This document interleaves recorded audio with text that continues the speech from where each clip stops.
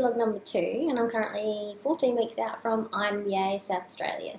I just wanted to slip in a quick update. Some of you might have followed me on Instagram and seen that I went to Sydney to watch the INBA Nationals over there. I had Lily Robertson competing in that federation and that competition on that day. She done an awesome job and I just want to say congratulations. And also I had my client Carly Postman, who lives in Canada. She competed in the INBF Federation over there, which was held in Calgary, and she also done a really good job. I just wanted to say quickly how proud I am of you girls, and I just look forward to working with you in the off season and continue to build and get stronger and just all those good things. So 14 weeks out. I'm feeling really good. I've seen some good decreases in my body weight and also my girth measurements. My energy levels are high. My training's still feeling really strong and hasn't been affected by the calorie deficit, which is awesome. I'm currently consuming 1900 calories a day. I'm feeling full and satisfied.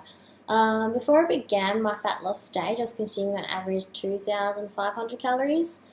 So obviously it's quite a bit of a drop down to the 1900, but I feel it was pretty sensible. I find the very first month of making initial diet adjustments is very much the training wheel stage. I like to give this part the most time for me to gauge my true progress. I don't like to make any huge changes within this time period. Honestly, there's no magic amount of calories which is going to ensure that you drop weight and make the body composition changes which you want to achieve. There's just too many variables to consider, and we all have our own individual differences. It does really come down to trial and error. Okay, so to give everyone an overview of my current diet, I follow a flexible dieting macros-based approach. So this means that I adhere to a prescribed set of macronutrient numbers. So this means specific protein, carbohydrates, fats, and then I also track my fiber as well. I like to diet in this way because it best resembles my normal diet. I'm not into strict dieting. I've tried it previously in the past, and it just didn't work for me. I found it actually gave me food obsessions. I socially isolated myself from people, and I developed an unhealthy relationship towards foods. I also fell into the whole binge, guilt, restrict sort of cycle. You know, I seen what was happening to myself, and I seen that I wasn't really getting anywhere, so I needed to find a different approach which better suited me, and that's when I found flexible dieting. I prefer following a flexible diet-based approach, as this way of dieting is entirely dependent on personal food preferences, and it basically is whatever you want it to be. I make my diet fit my life, not the other way around. I think that knowing how to count and meet prescribed macronutrient numbers is a valuable skill.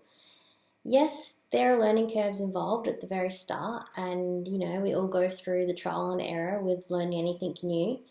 You've got to think about your meal frequency, your food preferences, and what works best for you. But I definitely do think it's well worth the initial hassle. I strongly recommend it to anyone who's currently following a strict meal plan and feels that it's not sustainable for them long term. Give flexible dieting a go, because this lifestyle is about finding something that works best for you and that is sustainable long term. So there's this whole misconception that people who practice flexible dieting eat purely junk food. Well, I'm a flexible dieter, and I'm here to tell you all that I always eat a very well balanced diet. The whole idea is that the whole concept of flexible dieting is that you still eat a lot of wholesome foods, but you also have room to factor in other foods which you enjoy. This is where the 80-20 rule comes into play, and this is something well known in the IFYM community, guys. It's nothing new. So 80% of the foods you consume come from wholesome, nutrient-dense foods, and the other 20% come from other foods. It's all about moderation and not depriving yourself. So now I'm going to talk about things that I consider when I'm dieting down for a competition. Number 1, am I eating enough carbohydrates? Because carbs improve training, and training is the number one thing to prevent muscle loss. Retain enough carbs to sustain your energy and you'll sustain muscle mass.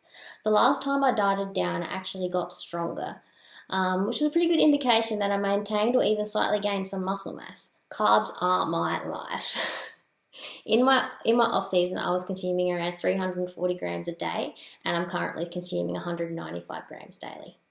Number 2, am I eating enough protein? I take special attention to consume mainly complete proteins, which come from animal products such as red meat, chicken, eggs, fish, dairy, all those sorts of things.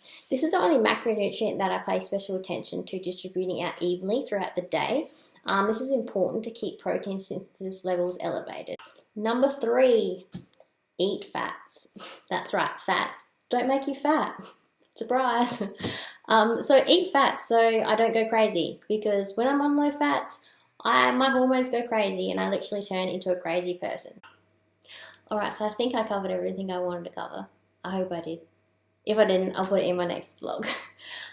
So stay tuned. There'll be another one in like another week or so. I've got to go train now, so happy lifting, guys. Bye.